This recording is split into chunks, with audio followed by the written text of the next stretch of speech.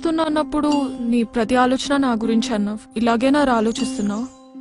నీ ప్రతి అడుగు నా వైపే అన్నావు. ఇలాగే నా స్పై చేస్తున్నావు. రాకేష్, నీకు ముందే చెప్పాను, నిన్ను ప్రేమించడం ముఖ్యం, కానీ అది అందరికీ చూపించడం ఇష్టం కాదు అని. వేరెవరికైనా కష్టం వస్తే ఖర్చు ఇచ్చేసి వచ్చేస్తాను. అదే నీకేమైనా అయితే కనపడకుండా కన్నీళ్లు పెట్టుకుంటాను. వాడెవడో కాస్ట్లీ గిఫ్ట్స్ ఇచ్చాడని నువ్వు అంతకంటే కాస్ట్లీ గిఫ్ట్స్ ఇవ్వాలని నేను అనుకోవట్లేదు. కోట్లు సంపాదించి కాళ్ళలో తిప్పాలని నేను నిన్ను ప్రేమించలేదు.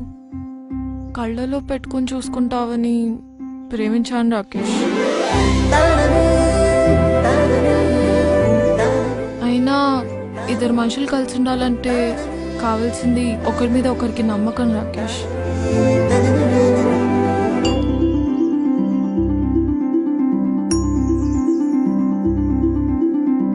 ఒక అబ్బాయికి బాగా తాగే అలవాటు ఉందని తెలుసు కూడా ఒక అమ్మాయి ఎందుకు ప్రేమిస్తుంది అంటే ఆ అబ్బాయితో అలవాటు మానిపించగలనన్న నమ్మకంతోనేగా. ఒక అమ్మాయి 6 మందితో క్లోజ్ గా ఉన్న అబ్బాయి తనని ఇష్టపడుతున్నాడు అంటే ఆ అమ్మాయి తనదే అనుకుని తను తప్పు చేయదు అన్న నమ్మకంతోనే. ఆ నమ్మకాన్ని ఒమ్ముపాలు చేయను నేను ఎప్పుడు. అందుకే నువ్వు ఏ అమ్మాయితో మాట్లాడినా నేను ఎప్పుడు క్వశ్చన్ చేయను, కోప్పడను.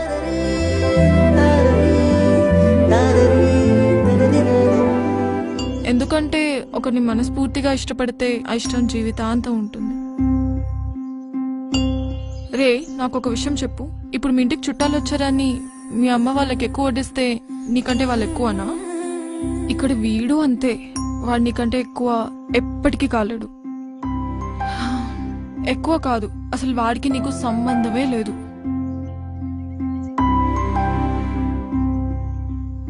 చూడ్రా, నువ్వు అడిగావని అలగను, ఆరాధిస్తున్నావని అరవను, ఆలోచిస్తాను. ఆవేశంలో అన్నావని అర్థం చేసుకుంటాను, ఆలోచించి రియలైజ్ అవుతావని ఆశిస్తాను.